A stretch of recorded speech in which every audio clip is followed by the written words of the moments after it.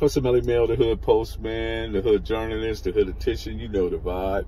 Let's get into it this morning. Earlier this week, Kev Mack was having a discussion on Kev Mack Live about the term blood. When did it come out? What year did it come out? And who put it out? And Bobby Louis has had his, he's gave his commentary on it. Elgin has gave his, and the brother out of Campanella Park, man, Giacomo has also gave his. And then you got Bounty Hunter Frog, which we know Bounty Hunter Frog is a character in itself. But now it's time for Professor Melly Mail to give his thoughts on it, and hopefully you guys appreciate it. And because it's all compiled on, based on data, research, and analysis, and then you get you just take all that into account and just try to put out what, based on your information and your opinion, you try to put out that what is to be factual and not necessarily what people come up with out of nowhere. But anyway, let's start off by using the term. It's called agnotology. Agnotology is a product of ignorance. It is a diverse causes and confrontations of whether somebody got something brought about neglect, forgetfulness, myopia, extinction, or secrecy, or suppression of information. My point is the question that the naturalness of the ignorance is causes and its distribution of the of this misinformation. You know what I mean? It's a lot of people out there that just want to be right in their own head. In other words, whatever they thinking is going on inside their own head and don't necessarily exist nowhere else. So myself, Kev Mack, S Mack, we try to come from a journalistic perspective, and actually we do, because we can't be biased in our opinions. We can't really have no opinion. We just got to do the research, and then when the research comes out, it determines whether the information we got is right or wrong. So therefore, let me share a couple of things with you. As to the term blood, right?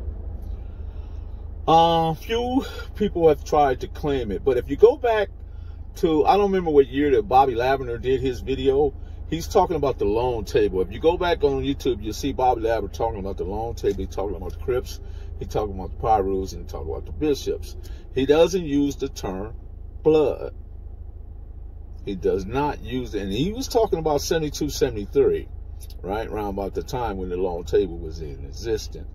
So that's one place you can go and take a look at that. Secondly, I'm old enough to be around when the Pyrus came out, right? And they was looking to identify themselves, and they was looking to be different from what the Crips were, okay?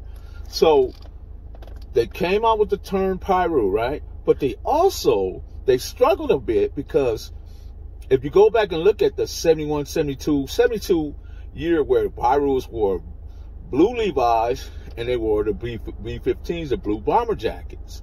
But they also had the Auburn patch in the rear. You can credit Cynthia Nunn and Marcus Nunn.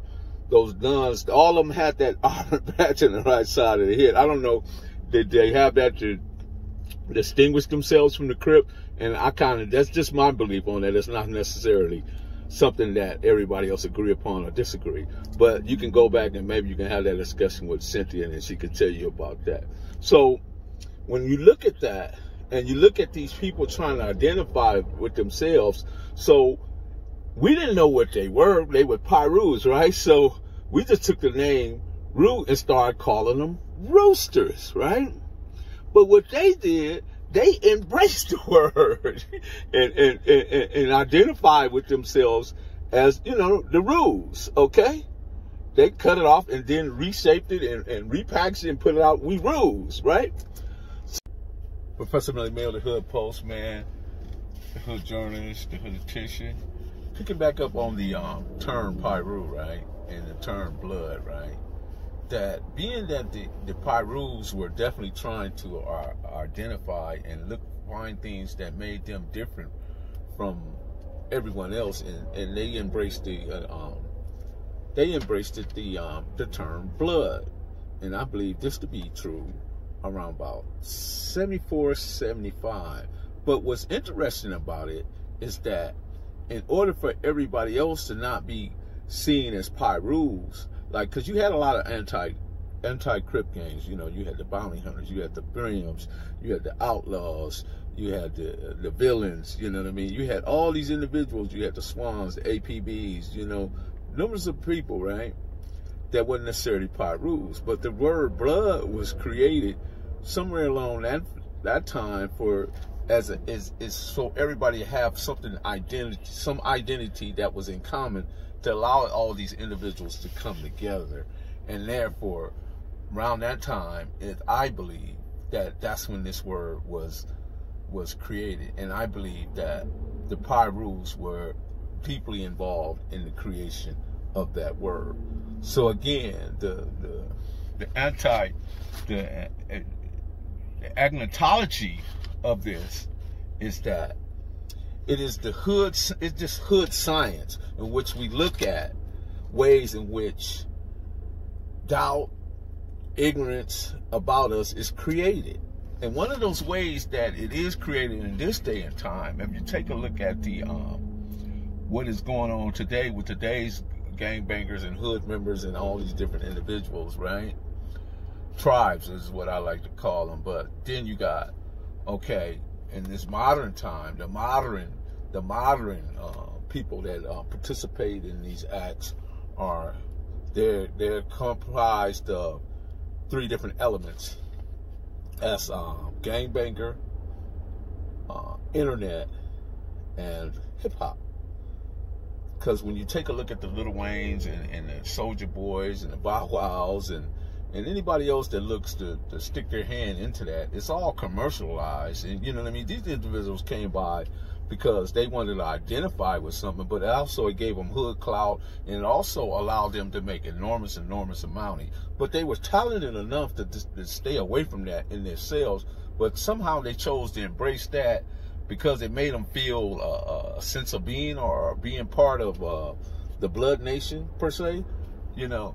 And don't quote me on this stuff, but it's just my opinion in all this. It's not necessarily the facts. When anybody can challenge me on it, you know what I mean? Because when you think about, you know what I mean, you see, like my little homies, you'll see them, and everybody's little homies, you see them dressing skinny jeans with the underwear coming out at the top, and they have anywhere from 5 to 20 gold chains around their neck, and that's all characteristic of a hip hop artist to me, you know. But somehow they have incorporated it into their fashion and into their attire, into their day-to-day. And then you get these guys, cats, they going back and forth on the internet. They're going back and forth on the internet, and they're also going live on the internet, you know, actually letting it go, busting. you know, that's bold and brass in itself, you know what I mean? Who does that, you know what I mean? But I guess, man, maybe that's part of, you know what I mean, how you put yourself away from life these days.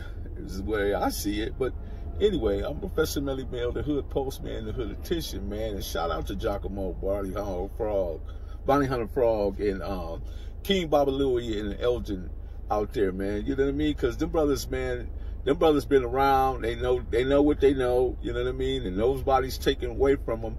But once again, the agnotology of this all, it calls a diversity, it calls myopia, it calls forgetfulness, and that's all culture conditioning. You know what I mean? It's all culture conditioning, and a lot of people think they know what they know, but if they don't go back and do the research and compile the data and put all this information together to where they can come up with a good sense of where they want to be, and where the information really where it tells the story in itself without you giving your opinion to it, or you adding to what's not there, you know, so to speak.